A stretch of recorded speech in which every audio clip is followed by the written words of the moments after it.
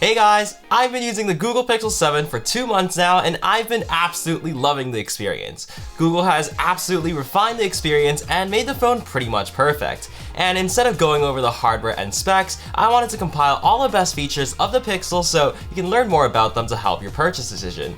And sorry if my voice sounds really harsh because I am still recovering from COVID and my throat is still killing me. Alright, let's just get to the point and jump straight in. First up, I want to talk about all the actually useful camera features because I think the cameras are one of the main selling points of the Pixel series. Starting with Face Unblur, it's a genius feature in which Google takes photo data from both the wide and ultra-wide sensors to ensure that no faces are ever blurred, which is especially great for moving subjects. There's also Top Shot, which takes a few frames before and after you hit the shutter button. This is very useful because if there are any moving objects that do become blurred, you can actually select the frame at the exact moment you want so you don't miss the moment at all. Another great feature is Real Tone, in which the photo processing aims to represent skin tones of people of darker complexities to be as accurate and natural as possible. The real magic comes from the Magic Eraser feature though. No more asking who knows how to Photoshop in your friend group when someone photobombs your pictures. You can just open up the Google Photos app and boom, erase them from existence. It actually works pretty well most of the time, and you can also camouflage anything in the background that stands out too much by just drawing over it. And finally, something new this year which is absolutely mind-blowing is Photo Unblur. Although you can't take blurry face pictures anymore, you can fix all of your old blurry photos with just a tap of the button, and it actually works surprisingly well. It's honestly amazing to be able to save your old nostalgic photos this way. The next category is some of my favorite smart features powered by the new 2nd generation Tensor chip. First up, we have voice dictation, which is my favorite feature and it's actually super duper cool. With this special voice dictation feature, Google is able to make transcriptions incredibly fast and accurate and all offline. It can even fix grammar mistakes, do auto punctuation, and even send by voice. It's been game changing for me as it often replaces finger typing, especially when my hands are busy or when I need to reply to many YouTube comments at once. By far my favorite feature of this phone, and it just still blows my mind to this day.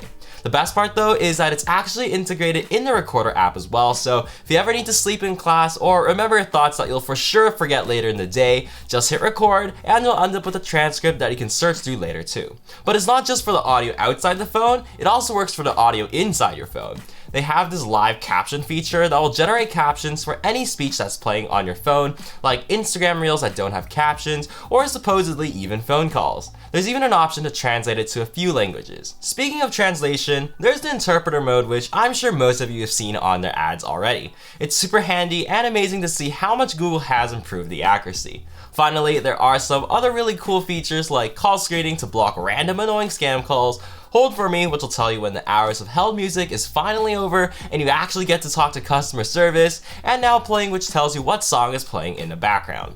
And if you do forget to check, there's also a history for all the songs that the phone recognized. No more trying to endlessly search up a song you only know the melody to.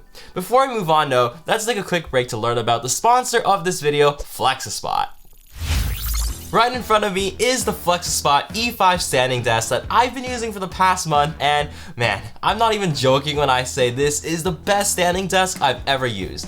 First off, this desk is extremely heavy duty and premium feeling. The dual motors on both sides of the legs make sure that the desk is stable at any height, in addition to being able to support a whopping 220 pounds of weight. The actual lifting mechanism is actually really smooth and quiet too, with a minimum height of 24.5 inches or 62 centimeters and a maximum height of 50 inches or 127 centimeters, which should easily accommodate most people. The advanced keyboard panel also has a plethora of features, including 3 memory profiles to conveniently change the desk height, in addition to anti-collision detection and even a sit-stand reminder. That's not all though. The customization for this desk is next level. You can choose a variety of desktop materials, a wide variety of desktop colors and wood shades, multiple desk sizes, and even 3 frame color options. FlexiSpot also told me they are actively looking through all the comments from all the video creators to choose Christmas gifts to be given away, so drop a comment down below with your favorite FlexiSpot product, and don't forget to check out their Amazon storefronts with my link in the description. Now finally, back to the video. Alright, now that we've talked about a lot of the fancy smart features, let's switch over to something you'll use on the daily. Digital well-being, which brands have been focusing a lot on in the recent years. I love all the features Google specifically put in their phones because it's sort of like a parent that you'll actually listen to. It'll tell you to get your butt to bed with bedtime mode by turning your phone black and white, rub in your face that you've been on your phone for way too long, tell you to get off social media by locking you out, and tell you to not go on your phone when you're walking. The focus mode is also especially useful by blocking out notifications from distracting apps that you set, in addition to blocking you from even using the app, although you can cheat by giving yourself 5 minutes. As a student though, this is a lifesaver to make sure that I don't start doom scrolling for hours and hours, and don't you say you haven't done that before, cause that's cap. And speaking about well-being, there are a couple important safety features within the phone as well. Remember when Apple announced car crash detection a few months ago and called it revolutionary new technology? Joke's on them because Google has actually had that for over 3 years now, which is very nice to know in case you ever end up in an unfortunate situation. You can also quickly call 911 with 5 presses of the power button, and you can share your location with emergency contacts if you are going out alone at night. Good job, Google, for trying to keep your customers alive and healthy. And finally, Android 13 itself. Technically, it isn't a feature per se, but I argue it's one of the biggest selling points of the Pixel. I confidently believe Pixel UI on Android 13 is the best software on Android without a doubt, and here's some stuff I really like about it. It's really simple to use, and a Material You theme that forms around the color palette of your wallpaper makes the phone feel more fun and personalized. There are also many small touches in the UI that really add to the experience, such as a little bobbling effect when you get to the end of content, the absolutely amazing haptics you feel when typing on the keyboard, or the way the black fades in and out from the power button when you click it. The performance of the UI itself is also the smoothest you'll find on any Android phone. And although the upgraded Tensor chip in this phone doesn't show much of an improvement in benchmarks, I can confidently say that the performance feels a little snappier than my Pixel 6, although it could just be a placebo. Apps open up very fast, animations across the UI are very fluid, and I haven't noticed much stuttering or lagging if at all. Apps also stay open in the background most of the time, which means that you won't have to constantly reload your app when switching between them.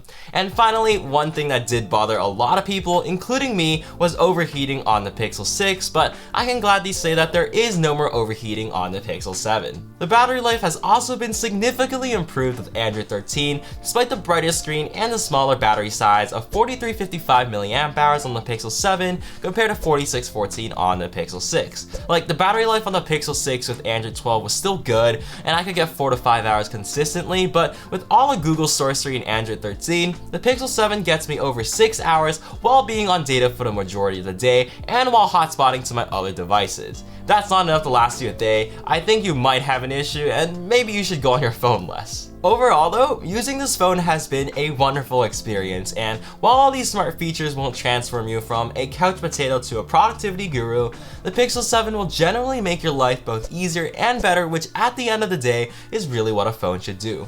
Anyways, that's it for this video. I'm sorry about my voice and energy, but drop any questions you have for me down below in the comments, and I'll do my best to answer all of them. Also, if you did enjoy this video, make sure to smash that like and subscribe button to stay tuned for all the awesome upcoming videos in the new year. But anyways, have a good one guys, and I'll see you guys in the next one.